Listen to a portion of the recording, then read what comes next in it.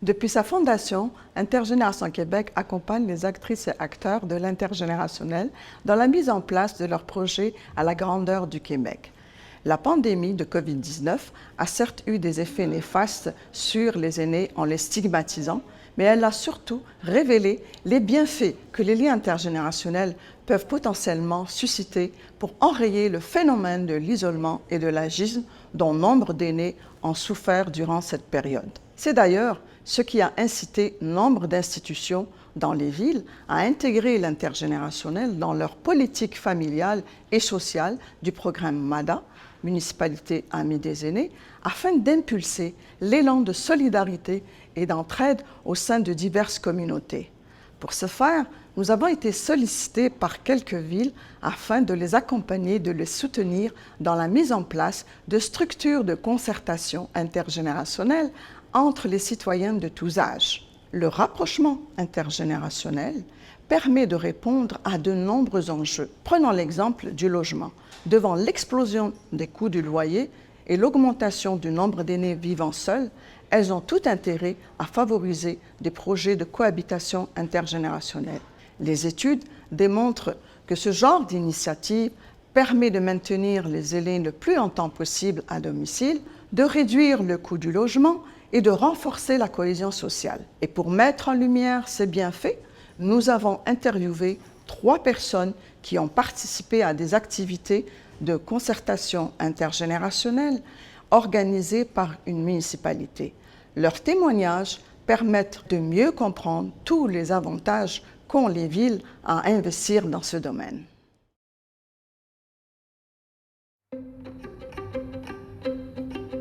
Je m'appelle Chantal Darcy, je suis fondatrice du Centre prénatal et jeunes familles et depuis quelques années, je suis coordonnatrice de projet. L'année passée, avec l'aide de Pascal Lauzon, de la Ville de Vaudreuil-Dorion, avec le forum, tout ça, ils ont mis sur pied vraiment une rencontre, un comité intergénérationnel où est-ce que j'ai pu rencontrer d'autres organismes. Bonjour, mon nom est Lise Bergeron-Proux, je fais partie du Conseil des aînés de la Ville de Longueuil.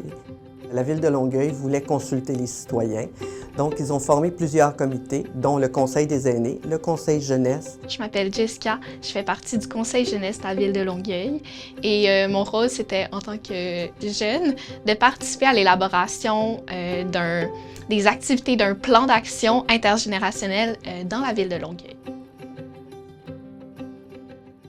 On va faire notre 4e année cette année de la marche intergénérationnelle. Donc, pendant 2 ans, en fait, j'étais allée chercher des bénévoles.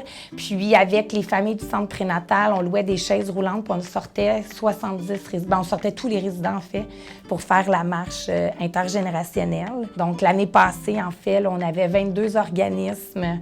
Grâce à l'aide de la Ville de Vaudreuil, ils nous ont aussi aidé à un support financier. Il y a vraiment eu des organismes de tous les âges, en fait, qui se sont présentés, puis ils nous ont aidés aussi là, à rencontrer les résidents, inviter la ville. Les enseignants sont venus avec les élèves pour justement connaître les services du territoire, tout ça. Donc, ça fut un grand succès. Les actions qu'on a recommandées à la ville de prendre, on a demandé à ce que dès l'automne 2024, il y ait des activités intergénérationnelles gratuites et accessibles qui soient possibles pour la population. Une autre recommandation que les jeunes, on voulait mettre en place, c'était que la ville fasse la promotion de l'intergénérationnel, notamment à travers un plan de communication. Pour nous, c'était vraiment important que la ville de Longueuil devienne un lieu de mixité intergénérationnelle reconnu et dans lequel toutes les générations peuvent se sentir à leur place. Pourquoi dans un parc, on a les jeux pour enfants, puis un peu plus loin, on a des jeux pour aînés? Pourquoi est-ce que tout ça n'est pas intégré ensemble pour justement qu'on puisse avoir des contacts les uns les autres? Au niveau de la sécurité, bien, on sait aussi qu'il y a des clubs de marche. Mais pourquoi ces clubs de marche-là ne vont pas pour aider les enfants à marcher à l'école? Des projets comme ça, bien, ce sont des projets qui vont venir.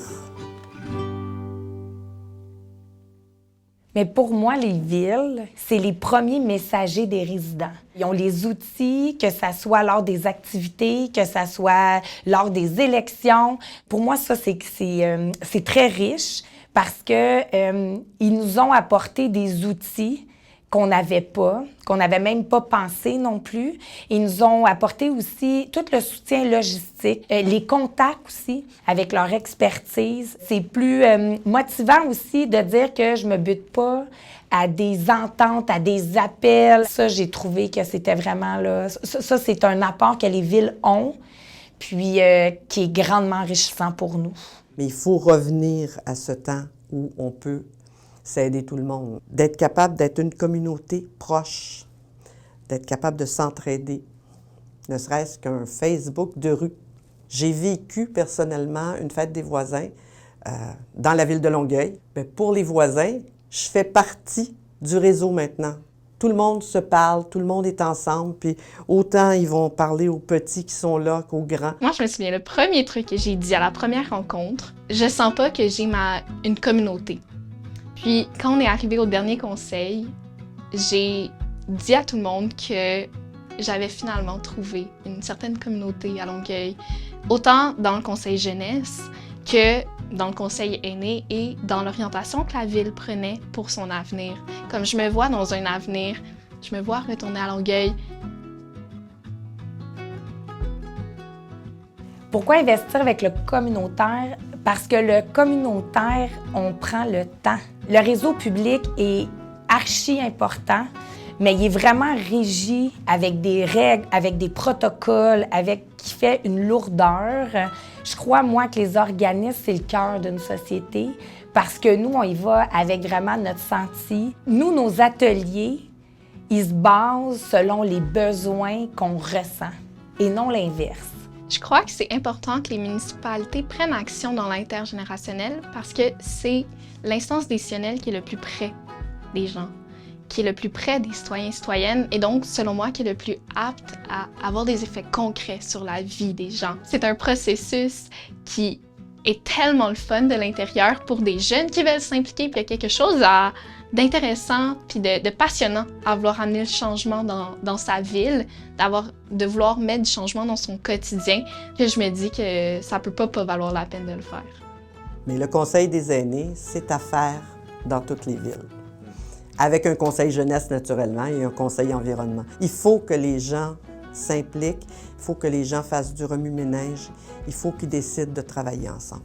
Si tout le monde travaille ensemble et non pas en petits quartiers, on va réussir à faire quelque chose de beau. Dans une municipalité, ce ne sont pas des aînés, des jeunes, des parents qui sont là, c'est une communauté et cette communauté-là a à s'enrichir les uns des autres.